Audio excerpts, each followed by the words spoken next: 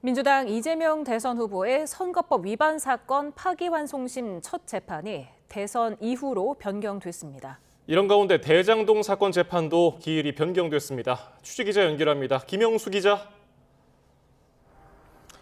네, 서울고등법원입니다. 네, 일단 선거법 위반 재판 언제로 연기됐습니까? 다음 달 18일입니다. 6.3 대선 이후 보름 정도 뒤로 변경됐습니다. 앞서 이재명 후보 측은 선거법 위반 사건 파기환송심 재판부에 기일을 변경해달라고 신청했습니다. 오늘 오전에 법원에 정식으로 접수됐는데 이 사실이 확인된 이후 곧바로 재판부가 기일 변경 신청을 받아들이기로 했습니다. 서울고법은 언론 공지를 통해 피고인에게 균등한 선거운동의 기회를 보장하고 재판의 공정성 논란을 없애기 위해 재판 기일을 변경했다고 밝혔습니다. 그러면서 재판부는 내 외부의 어떤 영향이나 간섭을 받지 않고 헌법과 법률에 따라 공정하게 재판하겠다고 강조했습니다. 이재명 후보 측은 대장동 사건과 위증교사 사건 재판부에도 기일 변경을 신청했는데 대장동 사건 역시 대선 이후인 6월 24일로 연기된 걸로 확인됐습니다. 예, 파기환송심과 재상고에 걸리는 시간 계산 같은 것, 이제 사실상 의미가 없어진 겁니까?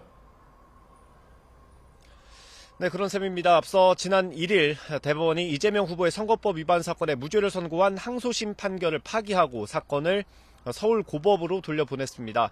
다음 날 곧바로 사건 기록이 고법으로 송부됐고 재판부 배당 그리고 첫 기일 지정, 소환장 발송까지 진행됐습니다.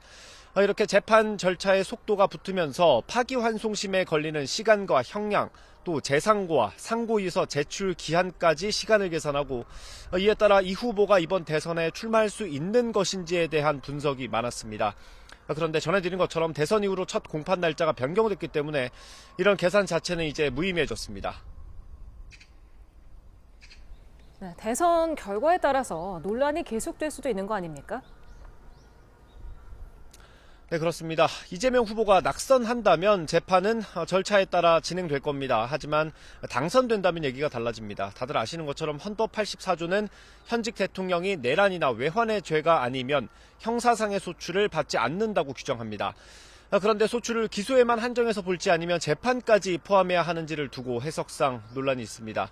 결국 이재명 후보가 당선되면 진행되고 있는 재판을 계속 진행할지 논란이 있을 수밖에 없다는 얘기인데 1차적으로는 재판부의 판단을 지켜봐야 할 것으로 보이고요. 경우에 따라 권한쟁의 심판 같은 헌법재판소 절차가 진행될 가능성도 있습니다. 대통령의 재판을 중지하도록 하는 형사소송법 개정안이 국회 법사위를 통과한 만큼 또 다른 변수가 될 수도 있을 걸로 보입니다. 지금까지 서울고법에서 전해드렸습니다.